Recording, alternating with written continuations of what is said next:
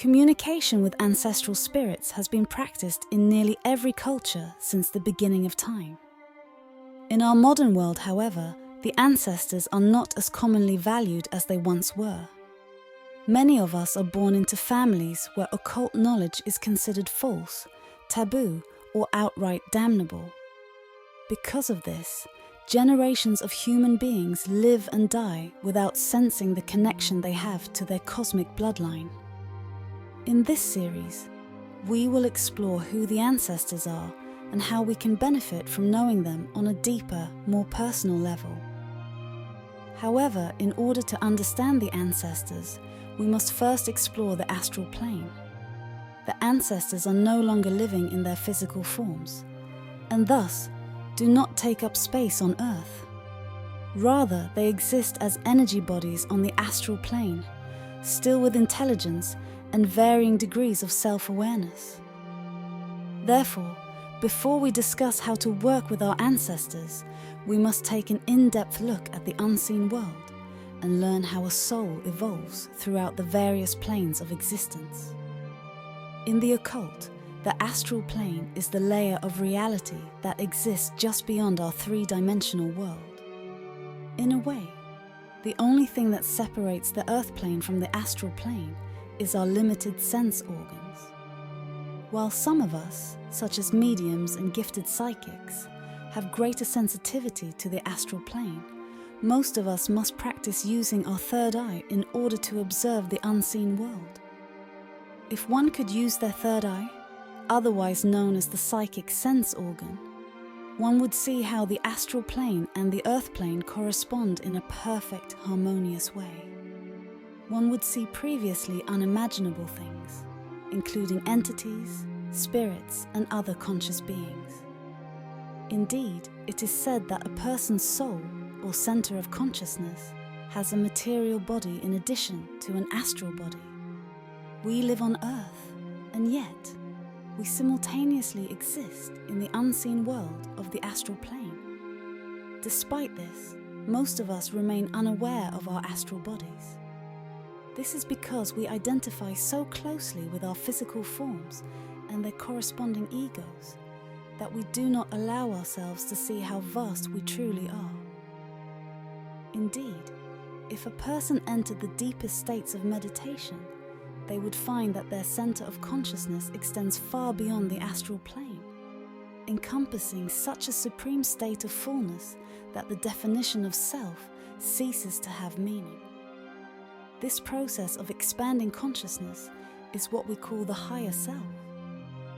The higher self is not a final destination, but rather an ongoing process of evolution wherein the soul uses Source itself as a North Star towards complete self-realization. Right now, we get to experience mortality. From here, we cannot fathom what lies in the furthest regions of the vast beyond. In our context, the definition of soul is source consciousness experiencing what it feels like to be limited. From this perspective, we can divide reality into three parts: that which is known, that which is unknown, and that which is unknowable. We must narrow the scope of our video to the first two parts, those areas of reality for which we have words to describe. In this way, we must consider our place here on Earth and within the astral plane. Many occultists say that after our physical body dies, our consciousness goes on to reside in our astral body, where it can experience new kinds of existence that were previously unavailable in the material realm. It is said that souls with a low degree of conscious self-awareness will linger without purpose in the astral plane, and thus may gravitate towards the lower guttural dimensions of the universe, otherwise known as hell states.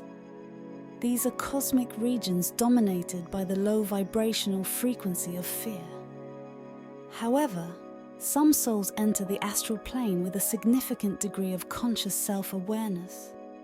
These beings may travel throughout the fourth dimension, visiting all manner of unbelievable settings, meeting other astral beings, and even lower-level deities.